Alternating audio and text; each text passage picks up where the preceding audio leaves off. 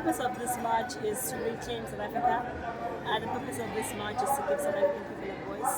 The purpose of this march is to ensure that our government finally hears us, because it seems like every time we're on social media and we're raising concerns, it's not taken seriously. And the purpose of this march is to start, because I know that a lot of people are under the impression that because we started today, it's going to go quiet as what is expected of South Africans. But more than anything, the first purpose of today is to say that we're tired of illegal immigrants, we're tired of not feeling safe in our country, we're tired of people feeling entitled to this country, and the people that died for this country did not die for it to be in the hands of other people who will misuse it, who will mistreat it, and who will benefit from it more than the citizens of the country. I think I'm hoping to achieve more, just more than anything, just making South Africans realize that they can come together, that they shouldn't fear, that they shouldn't keep quiet, that we all have a voice and united. There's so much that we can do to change the way that we're governed, to change the way that services are delivered, and to change the way that we are being viewed in this country.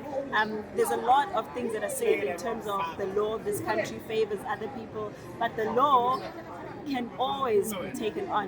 We also need to stand together and say, if the law is not working to our favor, then there's something that needs to be done about the law. Because there's one thing I know about the law, is that it's like the Bible. You know, anyone can pick and choose whichever part that they want to favor them. So we need to choose the parts and bits and pieces that can favor us as South Africans, and we can be put first. I think it's time now that we move away from being told that every time we stand up for this country it means xenophobia. It's gaslighting South Africans. It's making us feel like we don't have a voice. We are tired of every single time that South Africans are unhappy with illegal things happening in the country, crimes that are committed from people outside. We're being reminded that we're xenophobic. There's nothing xenophobic about standing up for your country. And we refuse to be put in a box now where we have to be scared to say things or do things, because we're going to be reminded that our fellow brothers and sisters, if people believe they are fellow brothers and sisters, what's stopping them from coming into the country legally like everyone else? What's stopping them from treating our country with respect and dignity, and treating the citizens of this country the way that they deserve to be treated? We're not going to be reminded and told we're xenophobic anymore. If what we're doing today is xenophobia, then maybe that's the definition of it, but we're not going to stop.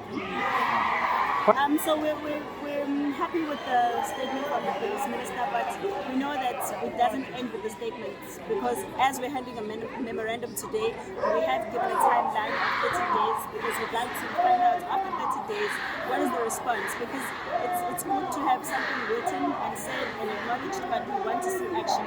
I'm happy to say that we've seen a lot of drug busts, a lot of illegal immigrants being taken in, so that makes us happy. This now calls for the judiciary as well, the judiciary of South Africa, to please not use the law to play around with people's lives. You know, every time you make a decision, think about the people that are going to be affected. Every time you make decisions about buildings and people who are here illegally, think about the people that have to deal with them every single day, because we know that judges don't have to experience the things that we do. Politicians don't have to experience the things that we do. They're safe, they're protected, they don't have to walk on these roads and these streets. So when they're applying the law, can they apply the law fairly, but also being cognizant of the fact that there are South Africans that have to go through these things that they don't understand. Maybe if the law needs to be revised, they must do so.